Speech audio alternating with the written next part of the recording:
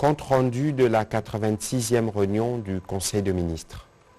Le président de la République, chef de l'État, Félix Antoine Tshisekedi Tshilombo, a présidé ce vendredi 10 février 2023 la 86e réunion du Conseil de ministres.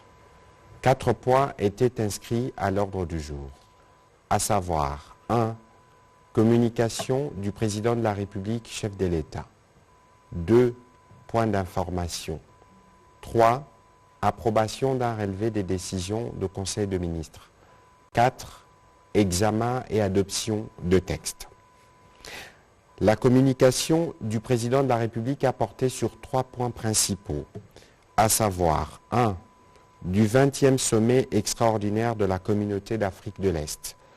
Le président de la République, chef de l'État, a fait la restitution au Conseil de sa participation à l'invitation du président du Burundi au 20e sommet extraordinaire de la Communauté d'Afrique de l'Est qui s'est tenu le samedi 4 février dernier à Bujumbura. Ces sommets étaient consacrés à l'évolution de la situation sécuritaire dans l'Est de la République démocratique du Congo et à l'évaluation de la mise en œuvre de la feuille de route de Luanda signée le 23 novembre 2022 dans le cadre du processus de Nairobi. Le président de la République a noté, comme tous les participants, que la non-observance de la feuille de route de Luanda par le M23 et son mentor du Rwanda est à la base de la dégradation de la situation sécuritaire dans le Nord Kivu. Il a été révélé, par ailleurs, des pesanteurs fonctionnelles qui affectent l'action de la force régionale de la Communauté de l'Afrique de l'Est dans l'exécution de son mandat. À ces sujets, le président de la République a fait remarquer, sans équivoque, que le mandat conféré à cette force est offensif, et ce, au terme des résolutions des conclaves des chefs d'État de la Communauté d'Afrique de l'Est tenues à Nairobi en avril et juin 2022, ainsi que les communiqués final du mini-sommet de Luanda. Dès lors, son opérationnalisation ne devait pas s'écarter de la nature des termes du dit mandat, et il aurait donc dû s'en suivre, comme convenu, les désarmements forcés des terroristes du M23 par la dite force régionale à l'échéance du 15 janvier 2023, qui par ailleurs n'a pas été respecté. Consécutivement à la position de la République démocratique du Congo, résumée par le communiqué du vice-premier ministre, ministre des Affaires étrangères, il est clair que seuls les respects stricts des résolutions sus-évoquées, ainsi que les termes du mandat de la force régionale permettent de réaliser les conditions d'une paix durable et de consolider la confiance entre les États au sein de cette communauté régionale. Le deuxième point de la communication du président de la République a porté sur sa participation au Forum d'investissement minier Indaba 2023. Le président de la République a aussi fait la restitution à l'invitation de son homologue sud-africain Cyril Ramaphosa de sa participation au Forum d'investissement minier Indaba 2023 tenu à Cape Town en Afrique du Sud, dont les thèmes cette année étaient libéraliser les futurs de l'investissement minier en Afrique, stabilité, sécurité et approvisionnement. Dans son discours, il a articulé son message autour de quelques points, notamment 1.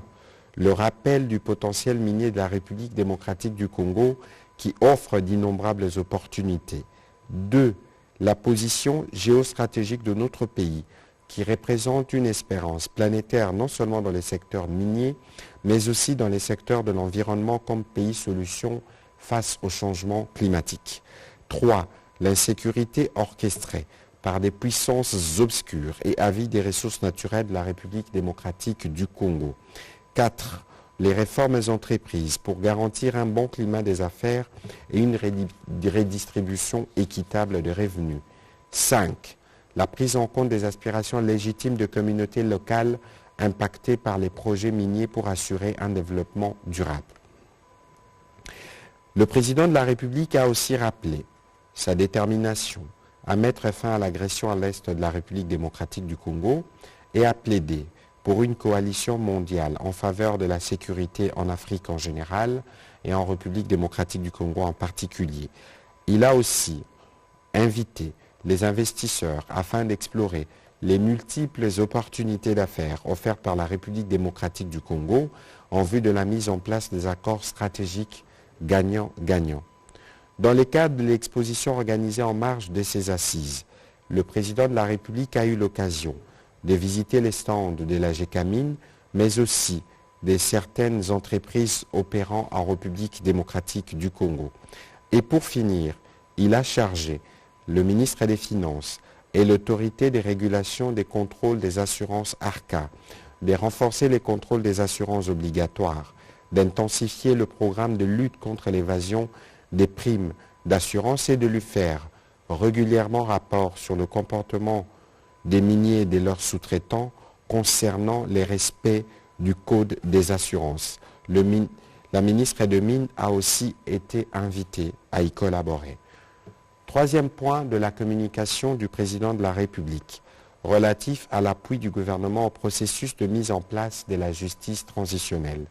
Au regard des crises sécuritaires récurrentes dont est victime la République démocratique du Congo depuis plus de 30 ans et qui causent un drame humanitaire sans précédent, ainsi que des violations massives des droits de l'homme, notamment les violences à caractère sexuel en général et les viols en particulier.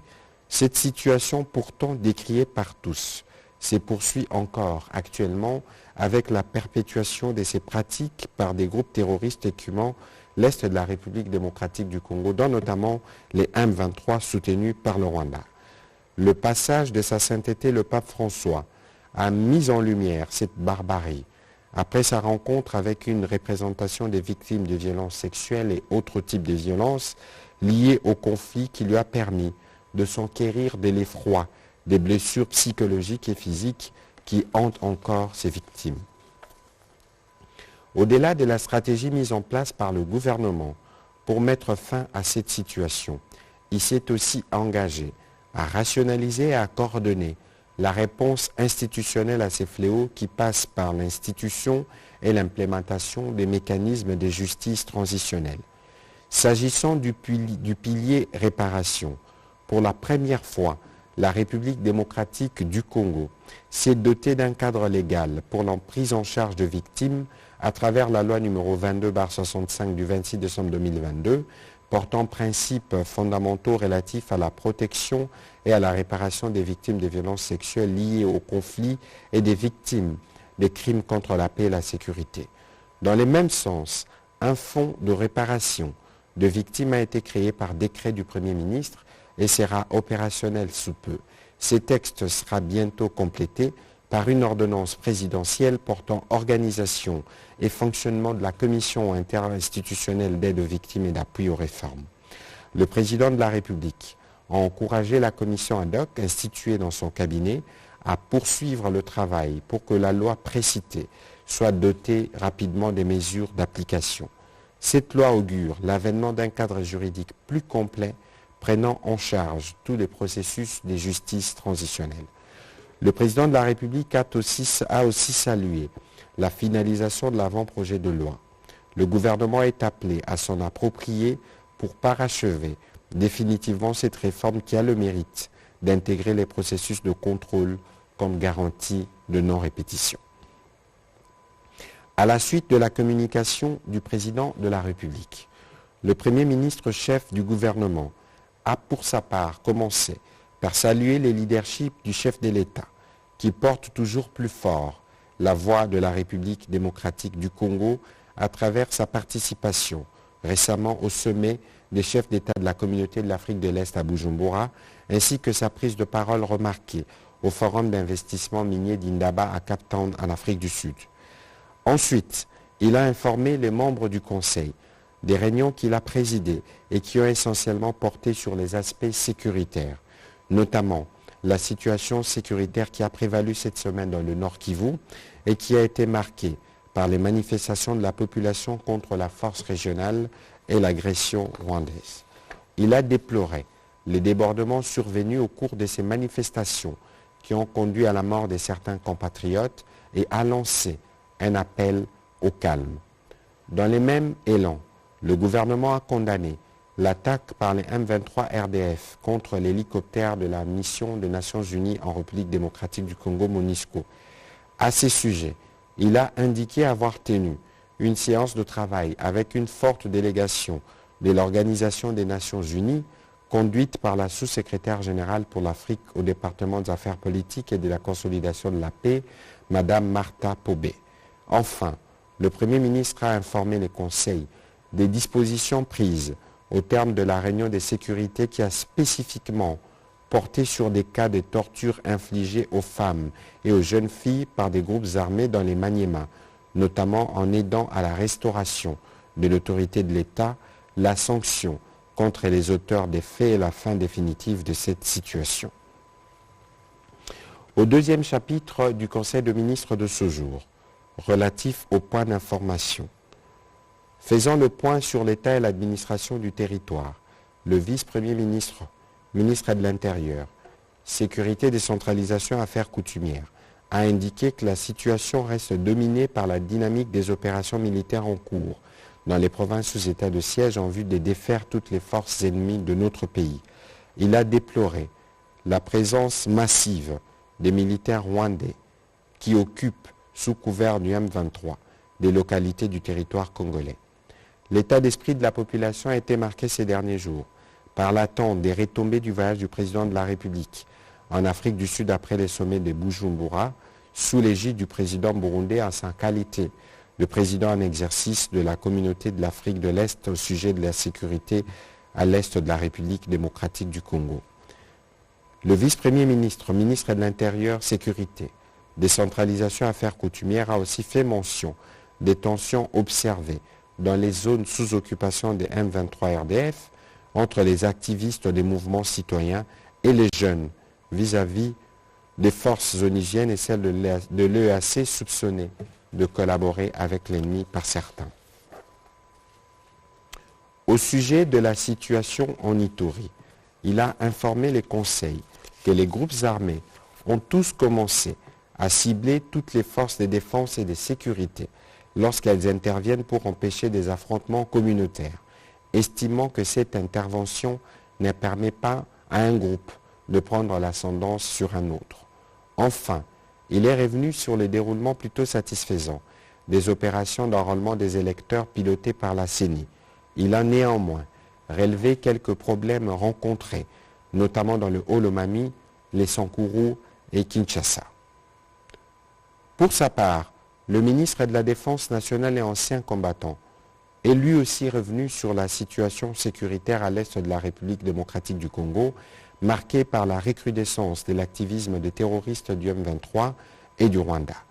En violation du cessez-le-feu décrété par la communauté de l'Afrique de l'Est, la coalition M23 RDF poursuit les attaques contre les positions de forces armées de la République démocratique du Congo. Dans cette ambiance, un hélicoptère de la MONUSCO en provenance des Béni, survolant le groupement des Kibati en territoire des Niragongo, a essuyé des tirs de la coalition M23 RDF le 5 février dernier. Un casque bleu de nationalité sud-africaine est décédé sur le coup. Le pilote, commandant de bord, s'en est sorti grièvement blessé, même si il a réussi à faire atterrir l'appareil.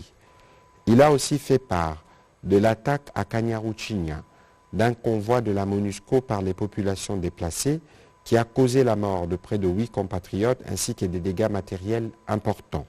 La situation sécuritaire de l'Ituri a également été passée en revue. Il a rassuré de la détermination de nos forces armées à poursuivre sans désemparer la défense et l'intégrité de notre territoire pour le retour de la paix et de la sécurité dans cette partie du pays. Au sujet de la situation à Kwamut dans la province du Maïndombe, il a été précisé que la situation est globalement sous contrôle de forces de défense et de sécurité. La mission de pacification diligentée par le président de la République se poursuit et les premiers résultats sont plutôt satisfaisants.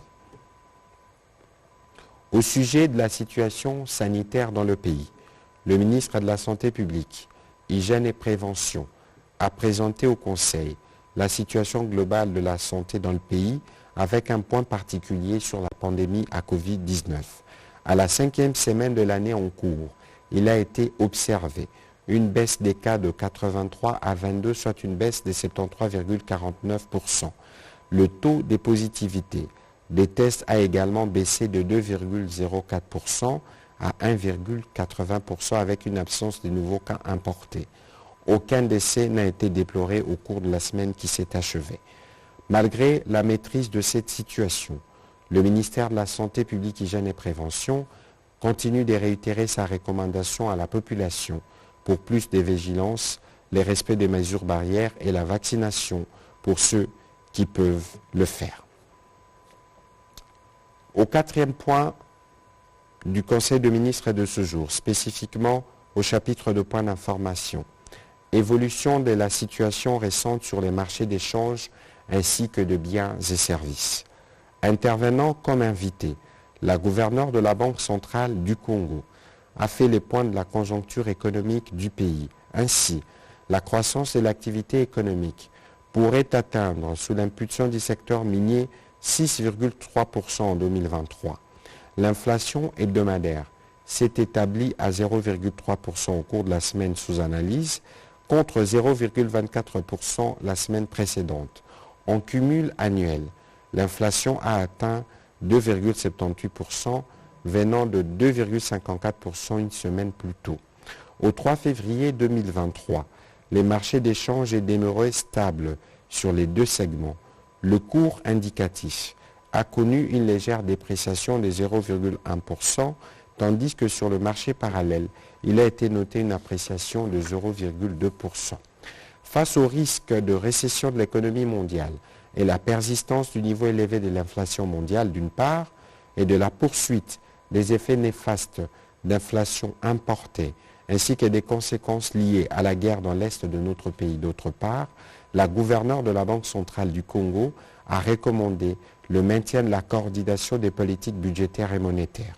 Elle a également encouragé le maintien du pacte de stabilité et la consolidation des progrès dans la mise en œuvre des réformes structurelles ainsi que la promotion de la diversification de notre économie nationale. Le Conseil a pris acte de cette note d'information.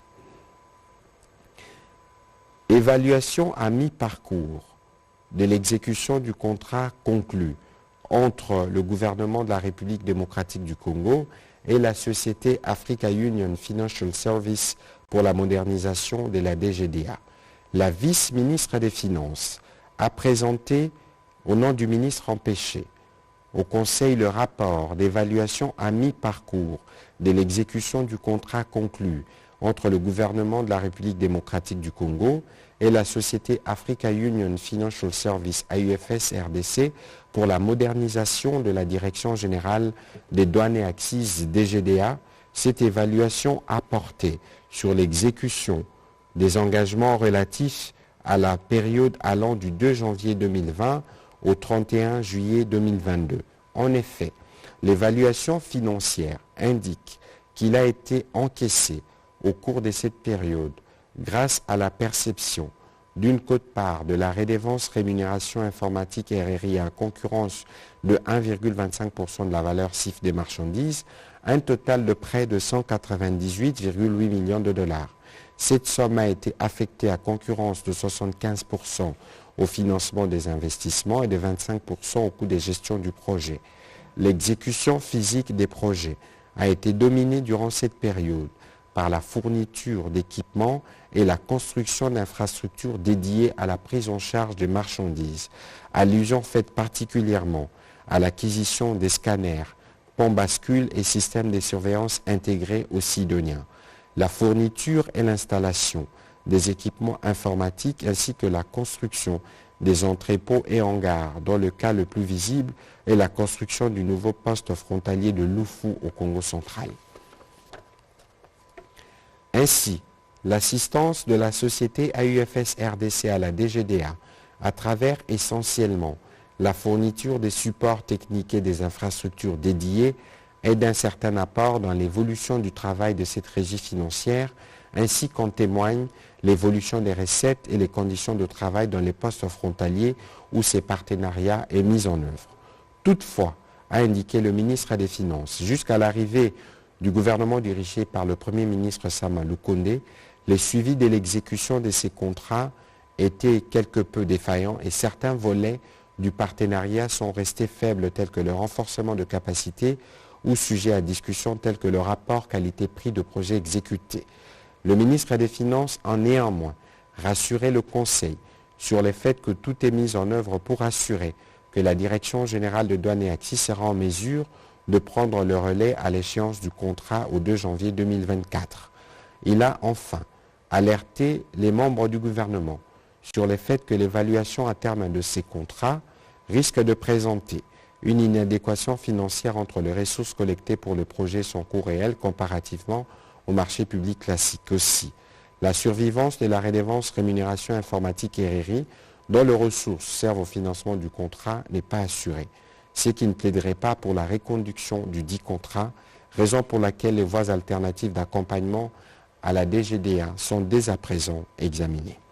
Le Conseil a pris acte de cette note d'information. 6e point d'information, relatif aux notes d'information portant sur les secteurs de la recherche scientifique et de l'innovation technologique. Le ministre de la Recherche scientifique et innovation technologique a présenté au Conseil 2 notes d'information relatives à la promotion du volet innovation technologique et la nécessité de l'opérationnalisation du Conseil national de sécurité nucléaire CNCSN. Dans sa première note sur la promotion du volet innovation technologique du ministère de la Recherche scientifique et innovation technologique, il a évoqué la nécessité de créer des passerelles d'action et des collaborations entre tous les utilisateurs de procédés innovants en considérant le fait que d'autres ministères gèrent directement la question de l'innovation dans leur champ d'action. Il s'agit notamment du ministère de PTNTIC, de l'industrie et du numérique. Cette promotion, a précisé le ministre de la Recherche scientifique et innovation technologique, implique l'élaboration du document de la politique nationale de l'innovation qui fait raccord avec les documents de la politique de la recherche scientifique déjà existants et déterminera clairement les contours de l'innovation technologique à gérer par son ministère, soit en assignation propre, soit en concurrence avec d'autres instances.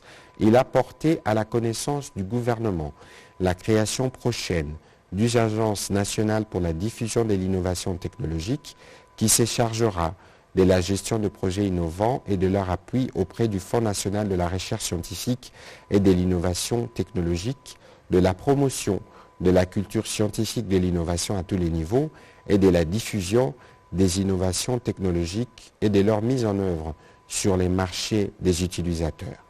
Dans sa seconde note, le ministre de la Recherche scientifique et innovation technologique a motivé la nécessité de rendre opérationnel le Conseil national de sécurité nucléaire en sigle CNSN. Cela en vue de l'élaboration d'un plan stratégique de coordination de la lutte contre le trafic illicite de matières rétroactives et nucléaires et surtout pour veiller à ce que notre pays ne devienne pas un passoire du trafic décrié. L'opérationnalisation de cet organe aura le mérite de renforcer la coopération scientifique dans la mise en œuvre des conventions et traités régionaux et internationaux en la matière, mais aussi de consolider l'image de marque du pays à la faveur de la réalisation du programme d'action du gouvernement dans une approche privilégiant les renforcements des relations économiques et des échanges commerciaux ainsi que de partenariats gagnant-gagnant. Le Conseil national de sécurité nucléaire étant une exigence issue des impératifs de la Convention sur la protection physique de matières nucléaires, le ministre de la Recherche scientifique et innovation technologique a souligné la nécessité pour notre pays de procéder à la ratification de la dite convention ainsi qu'à la signature et à la ratification de son amendement. Le Conseil a pris acte de ces 2 notes d'information et a recommandé au ministre de la Recherche scientifique et innovation technologique de les ramener au Conseil sous forme de dossier pour décision. 7e point d'information. Tenue de la 22e session ordinaire de la conférence des chefs d'État de la communauté économique des États de l'Afrique centrale, le ministre de l'intégration régionale et de la francophonie a informé le Conseil de la tenue à Kinshasa le 25 février 2023 des assises de la 22e session ordinaire de la conférence des chefs d'État de la Communauté économique des États de l'Afrique centrale, CEEAC. Il a indiqué qu'au cours de cette session, le président de la République démocratique du Congo, président en exercice, procédera à la passation du pouvoir à son homologue du Gabon. Cette cérémonie solennelle sera précédée par plusieurs réunions, notamment au niveau ministériel ainsi qu'au niveau des experts. Le Conseil a pris acte de cette note d'information. Au chapitre 3 du Conseil de ministres de ce jour, relatif à l'approbation d'un relevé des décisions du Conseil de ministres, le Conseil de ministres a adopté les relevés des décisions de la 85e réunion tenue le vendredi 3 février 2023. Au dernier chapitre du Conseil de ministres de ce jour, relatif à l'examen et à l'adoption de textes, 9 textes ont été adoptés. 1. Projet d'ordonnance loi portant autorisation de la prorogation de l'état de siège sur une partie du territoire national. La ministre d'État, ministre de la Justice et garde des Sceaux, a soumis au Conseil le projet d'ordonnance loi autorisant la prorogation de l'état de siège dans les provinces de l'Ituri et du Nord Kivu pour une période de 15 jours prenant cours le 16 février 2023. Après débat et délibération, ce projet d'ordonnance a été adopté. 3 textes relatifs au secteur de finances. La vice-ministre des Finances a soumis à l'examen et à l'approbation du Conseil 3 textes relatifs. 1. Au projet de loi autorisant la ratification de l'accord de crédit de 30 millions de dollars référencé numéro TF 0B 8072 du 1er janvier 2022, conclu entre la République démocratique du Congo et l'Association internationale de développement au titre de projet d'accès de gouvernance et des réformes des secteurs de l'électricité et de l'eau. 2. Projet d'ordonnance portant approbation de l'accord de don non remboursable de 4 millions de dollars, référencé numéro TF 0B 8073 du 1er juin 2022, conclu entre la République démocratique du Congo et l'Association internationale de développement au titre de projet d'accès, de gouvernance et des réformes des secteurs de l'électricité et de l'eau. Ces 2 premiers accords visent à étendre l'accès aux services de l'électricité et de l'eau basés sur les énergies renouvelables dans 15 zones urbaines et périurbaines du pays, à améliorer la performance commerciale des services de l'électricité et de l'eau et à renforcer la gouvernance des secteurs de l'électricité et de l'eau ainsi que de l'assainissement. 3. Projet d'ordonnance portant approbation de l'accord de don du 6 septembre 2022 conclu entre la République démocratique du Congo et l'Association internationale de développement au titre du projet d'appui à la mise en œuvre et l'opérationnalisation du contrat d'achat-vente de réduction d'émissions du programme des réductions des émissions de Mai-Ndombe pour un montant de 5 millions de dollars. Après débat et délibération, le Conseil a adopté ces 3 projets de texte. 3 autres textes relatifs au secteur de transport, voies des communications et des enclavements. Le ministre des Transports, voies des communications et des enclavements ad interim a soumis au Conseil 3 textes en vue de leur signature par le Premier ministre chef du gouvernement. Ils sont relatifs au projet de décret portant création, organisation et fonctionnement des services de recherche et des sauvetages des aéronefs en temps de paix en République démocratique du Congo. Projet de décret réglementant la fonction d'enquêteur technique du Bureau permanent d'enquête accidents et incidents d'aviation. Projet de décret modifiant et complétant les décrets numéro 12/035 du 2 octobre 2012 portant création, organisation et fonctionnement du Bureau permanent d'enquête d'accidents et d'incidents d'aviation. Ces textes visent l'amendement de l'existant pour des raisons de conformité à la réforme amenée par la loi numéro 23/001 du 12 janvier 2023, modifiant et complétant certaines dispositions de la loi numéro 10/014 du 31 décembre 2010 relative à l'aviation civile, la conformité aux recommandations des audits précédents et les réponses aux questions des protocoles du domaine de l'aviation. Après débat et délibération, le Conseil a adopté ces 3 projets de texte. Projet des décrets modifiant et complétant les décrets portant statut, organisation et fonctionnement d'un établissement public.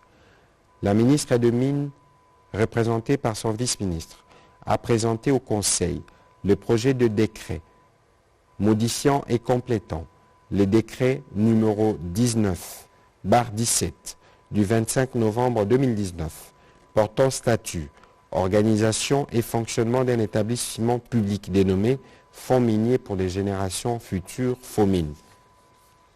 Parlant de l'objectif de cette réforme, il a indiqué qu'elle vise plutôt à sécuriser la gestion du FOMIN en recentrant les champs de ses missions et en accentuant la transparence autour du mécanisme de gestion de ces fonds.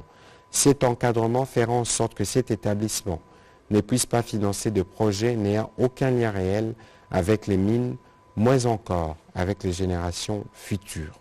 Ainsi, les principales modifications portent respectivement sur la reddition des missions du FOMIN de 8 à 4 en ne conservant que celles liées à son objet, l'insertion des obligations de transparence dans la gestion des fonds, l'épineuse question de la limitation du nombre du personnel, l'obligation d'élaborer un manuel de procédures administratives, financières et comptables à être approuvé par le ministre de tutelle, des recadrages sur l'éclatement du budget du FOMIN.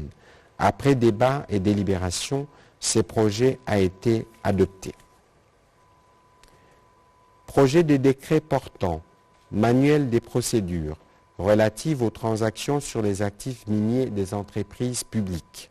La ministre d'État, ministre du portefeuille, a soumis au Conseil le projet de décret portant manuel des procédures relatives aux transactions sur les actifs miniers des entreprises publiques en République démocratique du Congo. L'objectif visé par ces textes est de garantir 1. La transparence et la cohérence dans la réalisation de la transaction, la présentation des intérêts de l'État et des entreprises publiques concernées, la proscription du bradage des actifs concernés. Concrètement, toute cession d'actifs miniers de l'État ou des entreprises publiques telles que définies dans ces textes seront désormais soumis à une décision du Conseil des ministres à travers les ministres du portefeuille et des mines après un processus de publicité, de concurrence et de valorisation préalable de ces actifs. Par ailleurs, la ministre d'État, ministre du portefeuille, a rappelé que cette initiative fait partie des réformes implémentées par les gouvernements et appuyées notamment par la Banque mondiale. Après débat et délibération, le Conseil a adopté ces projets de décret. Commencé à 11h35, la réunion du Conseil a pris fin à 15h52. Je vous remercie.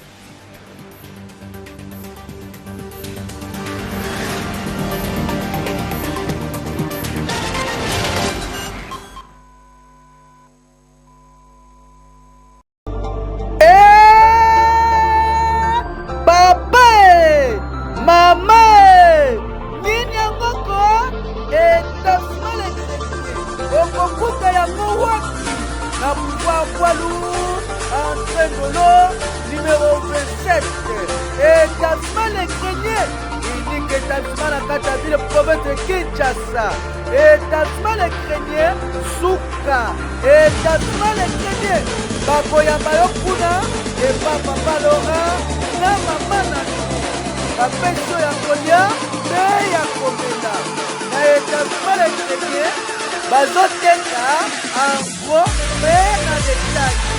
Établissement les greniers, Babé ya Paris et la Bruxelles. Na établissement les greniers, les peuples d'abord. Na établissement les greniers, Dinati. Na établissement les greniers, Souka ya Makambo.